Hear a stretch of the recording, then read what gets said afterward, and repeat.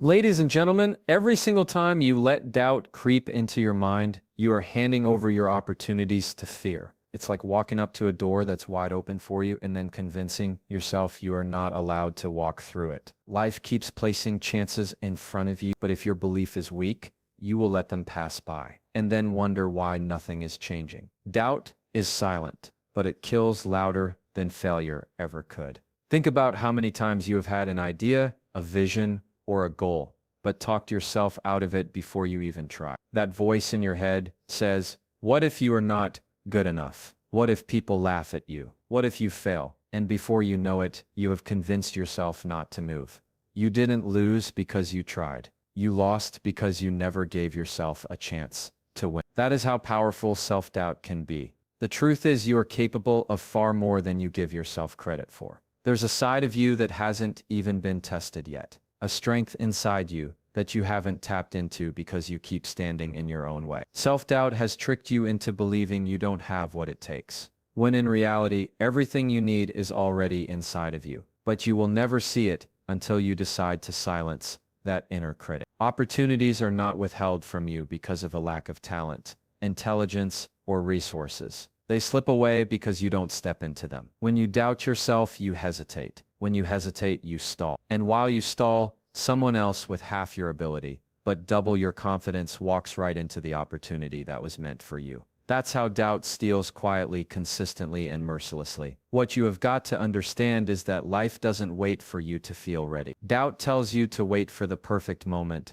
the right timing, the exact preparation. But the perfect act moment never comes. All it does is keep you in limbo, stuck between who you are and who you could become. The cost of doubt is time, and time is the one thing you can never get back. Even the people you admire, the ones who inspire you, have battled self-doubt. The only difference is that they didn't let it win. They had the same fears, the same questions, the same insecurities, but they walked forward anyway. They stepped out even while their hands were shaking, and eventually their courage turned into confidence. That's the part you've got to grab hold of. Doubt may start the fight, but you decide whether it finishes it. The greatest tragedy isn't failing. It's never knowing what you could have become, because you doubted yourself too much to try. Every blessing that was meant for you is waiting, but it won't chase you down. You have got to step into it. And the only way to do that is to strip self-doubt of its power and claim the potential that's been yours all along. You can sit in your room all day thinking about being confident,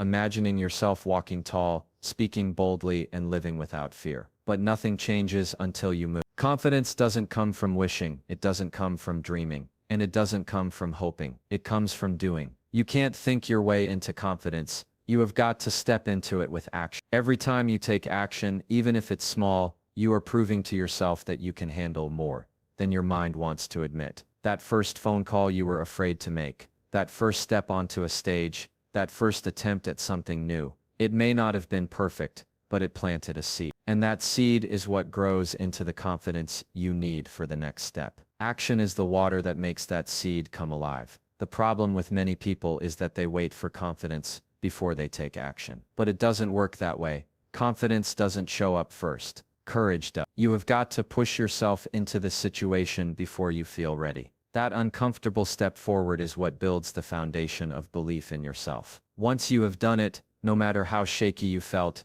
you now know you can do it again. Think about when you first learned something new, like riding a bike, driving a car, or speaking in front of people. You weren't confident the first time. You were nervous, scared, maybe even trembling. But the more you did it, the less you feared it. The confidence came from repetition, from proving through action that you could handle it. That's the formula. You don't think your way into confidence, you practice your way into it. Even mistakes and failures play a role in this process. When you act and things don't go as planned, you learn. And with every lesson you realize that failing didn't kill you. Embarrassment didn't destroy you, and setbacks didn't end you. Instead, they made you stronger, sharper, and more prepared for the next attempt. Confidence doesn't mean you won't stumble. It means you trust yourself to rise when you do. The more you act, the more evidence you give yourself that you are capable. Confidence is nothing more than a collection of proof. Every time you step out, every time you do the hard thing, every time you show up when you wanted to hide, you are building evidence that you can handle challenges. Over time, that evidence stacks so high that doubt has no room to stand. This is why action is non-negotiable. You can pray about it, think about it, journal about it, and talk about it. But at some point, you have got to move. Movement is the birthplace of confidence. Action is what transforms fear into strength and hesitation into certainty. You don't wait for confidence to arrive. You create it every time you decide to act. Too many people are waiting for someone to tell them it's okay to shine. They wait for approval from friends, support from family, or recognition from the world before they move. But here's the truth. Greatness doesn't come with a permission slip. Nobody's going to knock on your door and say, now it's time for you to step into your purpose. If you continue to wait, you will spend your entire life waiting. Think about it. Every person you admire, every success story you look up to, they didn't get to where they are by asking, is it okay if I chase my dream? They didn't ask their friends for validation. They didn't wait for everyone to clap for them. They just decided to move. And because they moved, the world had no choice but to notice. Permission is not given. It is taken through action. When you wait for permission, what you are really doing is giving other people control over your life. You are handing them the steering wheel while you sit in the back seat of your own destiny. And the dangerous part is most of those people you are waiting on don't even believe in themselves. So how could they believe in you? Stop looking for approval from people who don't have the power to unlock your greatness. Greatness is already inside of you. That idea you have, that dream you can't shake, that burning desire in your chest, it's not random, it's planted in you for a reason. If God put it in you, that's your permission right there. That's all you need. You don't need 10 people to agree with you. You don't need your circle to understand. You don't need everyone to clap before you start. You just need to decide that your dream is valid. The world doesn't reward those who wait politely in line for someone to recognize them. The world rewards those who step forward boldly, who put their work out there even when nobody is cheering, who dare to believe they belong at the table, even if no one else invites them. The truth is, the table isn't owned by anyone else. It's yours to build if nobody pulls out a chair for you. The moment you stop seeking permission, you free yourself from excuses. You stop blaming other people for not supporting you. You stop resenting those who don't understand your vision. You realize it was never their job to give you approval in the first place. It was your job to take responsibility for your gift and move with it. That shift in mindset is where true confidence begins to grow. Every time you act without waiting for permission, you build a deeper trust in yourself. You stop relying on the applause of others, and you start realizing your greatness is self-made, self-owned, and self-proven. That's when confidence stops being something you chase and starts becoming something you carry. Doubt has a way of getting loud. When you keep everything bottled up inside, when you sit with your fears in silence, they multiply. You replay the same negative thoughts in your head, and before long you have convinced yourself you are not capable. Silence gives doubt the space to breathe, to spread, and to take control of your mindset. That's why so many people get stuck. They keep their dreams locked inside and never give themselves a chance to practice them out loud. The truth is, the only way to weaken doubt is to expose it, and you expose it by taking action again and again. Repetition is what starves doubt and feeds confidence. The more you show up, the more you prove to yourself that you can. Even if it's uncomfortable at first, even if you stumble, every repeated attempt chips away at fear and builds the foundation of belief. Think about anything you have ever gotten good at in life. You weren't a natural the first time you practiced. From tying your shoes to learning a job skill, from speaking a new language to driving a car, it all came through repetition. The first attempts were shaky. The second was a little better, and eventually it became second nature. That's how confidence is built. It's the product of consistent doing. Doubt, on the other hand, thrives when you isolate yourself and avoid action. The longer you sit in your head, the more reasons you will come up with not to move. You will imagine worst-case scenarios, exaggerate failures before they even happen, and magnify every weakness. That's the trap of silence. It lets doubt dominate the conversation, because you are not giving confidence anything to respond with. But when you repeat an action over and over, something powerful happens. You start to normalize it. What once felt terrifying begins to feel manageable. What once made you nervous starts to feel routine. Repetition strips the power away from fear and gives it to you. Confidence isn't about eliminating fear. It's about training yourself until fear has no more control. The beauty of repetition is that you don't need to make giant leaps every time. Small, consistent steps are enough. Show up daily, practice often, and put yourself in the environment again and again. Over time, those small repetitions compound, And one day you realize the thing that once scared you now feels like second nature. That's the reward of refusing to stay silent. Confidence doesn't come because the fear disappears. It comes because you have done it so many times that doubt doesn't have room to grow anymore. You don't overcome doubt by thinking differently. You overcome it by doing repeatedly until your actions rewrite the story you have been telling yourself. People treat failure like it's the end of the world when in reality it's just a part of the process. Failure doesn't ruin your life. It refines it. Every setback you face is a classroom. And every mistake you make is a lesson that no textbook could ever teach you. The real enemy is not failing. It's giving up on yourself because you didn't get it right the first time. You can survive failure. You have survived it before. Think about all the times you have failed in the past. Tests you didn't pass, jobs you didn't get, relationships that didn't work out. You are still here. Failure didn't destroy you. It shaped you. It taught you what not to do. It taught you how to adjust, and it gave you the resilience to keep moving forward. The danger comes when you quit. Quitting guarantees the end of the journey. Failure still leaves room for growth, for comebacks, for breakthroughs. Quitting cuts off all possibilities. It slams the door on what could have been, and it leaves you with regret instead of experience. That's why quitting is the true enemy. It robs you of the future you could have built. Look at any person who has accomplished something significant, and you will see a trail of failures behind them. They didn't succeed because they avoided failure. They succeeded because they refused to quit. They fell, they got up, they fell again, and they got up again. That cycle is the price of growth, and it's the path every winner has to walk. Failure also humbles you in ways success never could. It shows you where you are weak, where you need to grow, and where you need to sharpen your skill. Without those moments, you'd carry blind spots that could collapse everything later on. Failure saves you from bigger failures by preparing you for smaller ones. But none of that matters if you quit, because then the lessons go unused. Every time you fail and keep going, you build resilience. You start to understand that failure is temporary, but quitting is permanent. Resilience is what carries you through the seasons where nothing seems to be working. When the results aren't showing, and when the pressure feels unbearable. Resilience is built through failing forward, not walking away. Failure will sting. Yes, it will bruise your ego. It will shake your confidence, and it might even make you question yourself. But as long as you keep going, it's never final. The moment you quit, that's when you have allowed doubt to win. As long as you are still in the fight,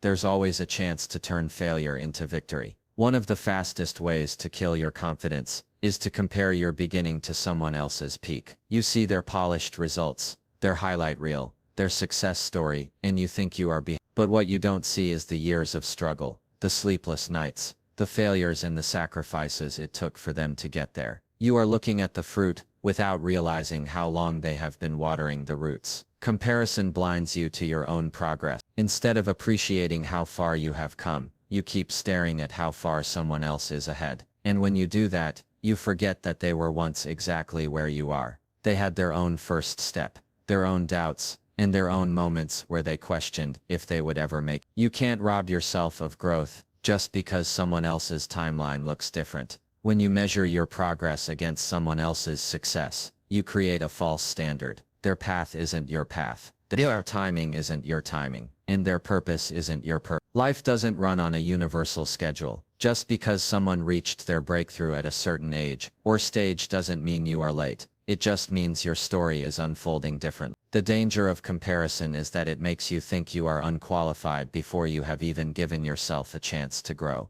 It whispers, you will never catch up. You will never be as good. You are already behind. And when you believe that, you hesitate, you hold back, and you stop putting in the work that would actually move you forward. Comparison convinces you to quit before you have seen what you are capable of. The truth is, your chapter 1 has value. It's where you build the foundation, where you stumble and learn, where you develop the strength and wisdom that you will need later. If you skip chapter 1 trying to copy someone's chapter 20, you will miss the lessons that make your success sustainable. Every page of your story matters, even the messy ones. Instead of comparing, start learning. Let other people's success inspire you, not discourage you. If they made it, that's proof that it can be done. Use their story as fuel, not as a measuring stick. Ask yourself what you can learn from their journey, and then apply it to your own. Comparison tears you down, but learning builds you up. Confidence grows when you focus on your lane and your progress. The only person you should compare yourself to is the version of you from yesterday. If you are better today than you were yesterday, you are winning. That's the only scoreboard that matters. When you stop obsessing over someone else's chapter 20 and start writing your own pages with consistency, that's when your story starts to take shape. When someone you love is going through pain, you don't tear them down, you lift them. You remind them of who they are, what they are capable of, and how far they have already come. But when it comes to ourselves, we flip the script. We call ourselves lazy, unworthy, not good enough, and then wonder why we feel stuck. The truth is, the way you speak to yourself becomes the atmosphere you live in. If you wouldn't speak those words to someone you deeply love, then you have no business speaking them to yourself. Think about it. If your best friend told you they failed, would you say you are worthless? No, you'd say that was one mistake. You will learn and do better next time. Yet, when we fail, we punish ourselves with words sharper than knives. Self-talk has power. It sets the tone for your confidence, your actions, and your faith. Every time you degrade yourself, you are digging a hole deeper. Every time you lift yourself, you are building a stronger foundation. Some people think positive self-talk is about lying to yourself. It's about choosing to feed truth and encouragement into your spirit instead of doubt and destruction. When you say, "I'm capable, I'm learning, I'm growing," you are not lying. You are affirming the reality that you are still on the journey. But when you say, "I'm nothing, I'll never get this right," you are speaking defeat over your own future. Your words are either building walls or building bridges. The mind listens, the body listens, your spirit listens. If you constantly tell yourself you are not enough, eventually you will act like you are not enough. But if you keep reminding yourself that you have strength, that you have potential, that you have value, you will rise into that identity. The way you talk to yourself is the training ground for how you show up in life. You cannot carry a spirit of defeat and expect to walk in victory. There are moments when you will be alone. No applause, no encouragement, no one cheering you on. And in those moments, your inner voice becomes your only source of fuel. That's why you have to train it now to be kind, to be strong, to be supportive. Imagine standing in front of a mirror, not picking apart every flaw, but declaring every blessing, every strength, every bit of progress. That's how you learn to stand tall when nobody's watching. Speaking to yourself, like you would to someone you love, requires patience. It means when you make a mistake, you don't throw insults. You give yourself grace. When you feel weak, you don't call yourself pathetic. You remind yourself that you have overcome before, and you will overcome again. That's love. And self-love is not arrogance, it's survival. You cannot expect to thrive if your own words are choking the life out of you. So the next time that negative voice rises, silence it with love. If you would encourage your child, your sibling, or your closest friend, then encourage yourself the same way. Replace "I can't" with "I'm learning." Replace "I failed" with "I'm growing." Replace "I'm not enough" with "I am chosen." I am equipped. I am capable. That shift in language doesn't just change how you feel, it changes how you live. Self-confidence doesn't just appear out of nowhere. It's not something you are born with fully formed. It's something you build, strengthen, and develop over time, just like a muscle in your body. If you leave it dormant, it becomes weak. But when you challenge it, when you push it, when you put it to work consistently, it grows stronger, more resilient, and more reliable. Confidence, like a muscle, responds to effort. Every time you face a fear, that's a repetition. Every time you speak up when you'd rather stay silent, that's a repetition. Every time you step into a situation that intimidates you, that's a repetition. The more you do it, the more your confidence grows. And just like a muscle, at first it might feel sore, shaky, or awkward, but that discomfort is proof that you are building strength. Think about the first time you went to the gym or tried a new sport. You couldn't lift the heaviest weights, run the fastest, or perform the drills perfectly, but with repetition, your body strengthens. Confidence works the same way. Every attempt, every small victory, adds a little more power to your belief in yourself. Each time you push through discomfort, you are training your mind to handle challenges. Rest alone doesn't build confidence, just like lying on the couch doesn't build biceps. You have to put yourself in situations where you are tested. That might mean speaking in front of a crowd, asking for what you deserve, trying something new, or facing rejection head-on. These are the exercises that grow your self-assurance. The more often you do them, the easier they become, and the more unstoppable you feel. Even when you fail during these exercises, you're still building strength. Muscles grow when they are pushed to the limit, and even when they tear slightly, they repair stronger than before. Confidence grows the same way. Every setback, every stumble, every uncomfortable situation is an opportunity to train. You gain knowledge, resilience, and proof that you can handle more than you thought. You don't need a perfect performance to gain confidence. You just need to show up consistently. Small repeated actions accumulate. Each one is a rep. Each one strengthens the muscle. Over time you will notice a change in how you carry yourself, how you speak, and how you approach challenges. That is the visible growth of a trained confidence muscle. Understand that like any muscle, confidence must be maintained. If you stop exercising, it weakens. Life will test you continuously, and every challenge is an opportunity to flex that muscle. The more you practice, the stronger it becomes, until doubt no longer has the leverage to hold you back. Self-confidence isn't a gift. It's earned through deliberate, consistent effort. Fear is part of being human. It shows up when you are about to do something meaningful, something new, or something that matters. It's that knot in your stomach, that racing heartbeat, that hesitation before taking the first step. Fear itself isn't the enemy. It's a signal that you are on the edge of growth, that you are about to move out of your comfort zone and into a space where transformation happens. The problem is that fear often brings doubt with it, and that's where most people get stuck. Fear says this is scary, and doubt says you can't do it. One is natural, one is optional. Fear is a nudge, doubt is a choice. You get to decide whether to let it control you, or let it motivate you. The moment you choose doubt, you stop yourself from stepping into your potential. When fear shows up, it's a test. It asks, are you willing to move, even when you are nervous? Are you willing to try even when it feels risky? The people who succeed aren't those who never feel fear. They are the ones who feel it, and act anyway. That's the distinction. Fear doesn't disappear, but your ability to act, despite it, grows stronger each time you push forward. Doubt grows when you ruminate on your fear. You replay what-ifs in your mind, imagining every negative outcome, magnifying the stakes, and convincing yourself that you are not enough. That's optional. You don't have to feed doubt. Instead, you can feed courage by taking one small step, by proving to yourself that even though your heart is racing, your feet could chime out and still move forward. Every successful person you admire has felt fear. Every breakthrough, every major accomplishment, every courageous act started with fear. The difference is that they treated doubt as a choice, not a requirement. They understood that they could feel afraid and still act. And when you start seeing fear this way, it becomes your teacher rather than your jailer. Fear also sharpens your focus. It forces you to prepare, to anticipate challenges, to think strategically. When you transform fear into action, it becomes an ally. Doubt, on the other hand, is paralyzing. It whispers excuses, feeds hesitation, and keeps you in the shadows of your own potential.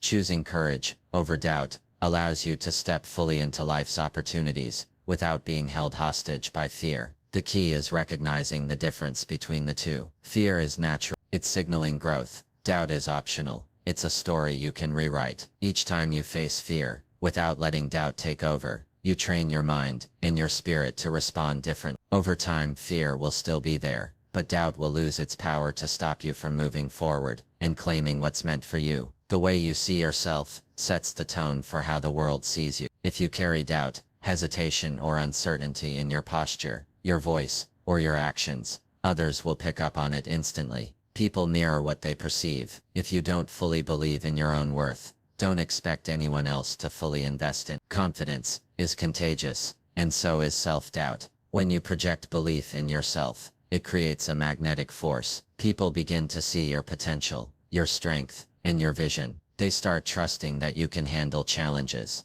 that you can lead, and that you can succeed. They follow, support, and encourage, because you first laid the foundation of belief in your own ability. No one can see your greatness if you refuse to see it yourself. Too many people look for validation outside of themselves. They wait for recognition, praise, or approval before they step up. The truth is, if you don't validate your own worth, other people's approval will never feel enough. You have to first own your value, claim your power, and stand firmly in it. Once you do, external belief follows naturally, but it starts from within. When you act with certainty, speak with confidence, and make decisions that reflect faith in yourself. People sense it, even in the face of doubt or uncertainty. Your conviction shines. They notice your resilience, your courage, and your commitment to yourself. Belief in yourself doesn't mean you are perfect. It means you are committed, and that commitment is more persuasive than words alone. On the flip side, if you second-guess yourself at every turn,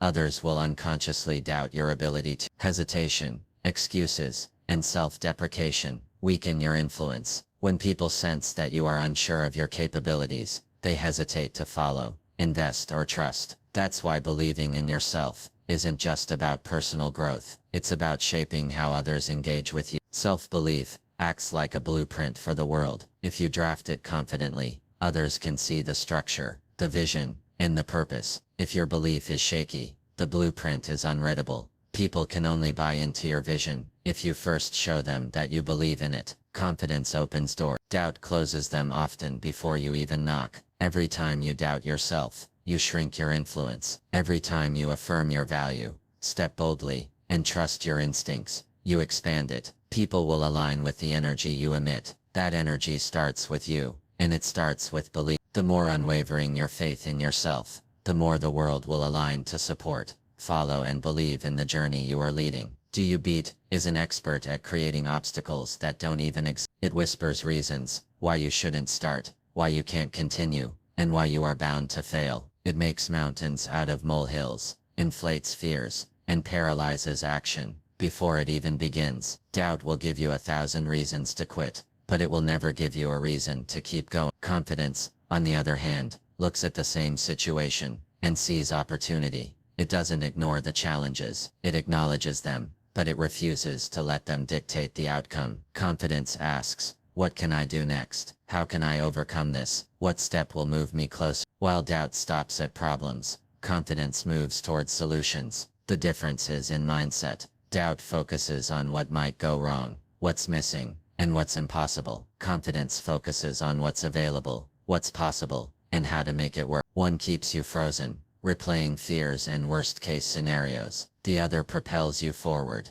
experimenting, adjusting, and finding a path even when it's unclear. Think about it. When you have faced challenges in the past, doubt may have stopped you but the times you pushed forward, even when unsure, those were the moments when solutions appeared. Confidence doesn't guarantee instant success, but it guarantees momentum. Every step forward, every attempt creates new options, reveals new ideas, and opens doors doubt would have never shown you. Excuses are easy. They require nothing, they demand no effort, and they allow you to remain in comfort. Confidence requires action, accountability, and courage. It requires moving despite fear, learning from mistakes, and refusing to let temporary setbacks define the outcome. That's why confidence always finds solutions, because it refuses to settle for reasons not to move. Every time you choose confidence over doubt, you reinforce a powerful pattern. You train yourself to see possibilities,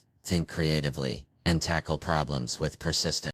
It reminds you that your journey isn't about temporary discomfort. It's about the bigger picture, the outcome, and the vision that only you can achieve. Your why is personal, and it carries power beyond any external circumstance. It's the reason you wake up early, push through exhaustion, and continue working when others have given up. That reason is stronger than fear, louder than doubt, and more enduring than any setback.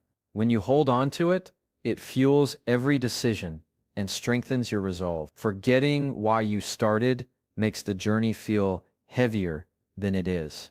Your steps feel burdensome, your progress feels slower, and your purpose seems unclear. But when you reconnect to your initial motivation, suddenly the obstacles shrink. They become challenges to overcome rather than walls to stop you. Remembering your why turns frustration into fuel and hesitation into action. Sometimes you need to remind yourself daily. Write it down, speak it aloud, visualize it vividly, and hold on to it when your energy wanes. Your why is your compass pointing you toward the life you envisioned when you first began. Without it, you drift aimlessly, letting doubt and distraction dictate the path instead of intention and purpose.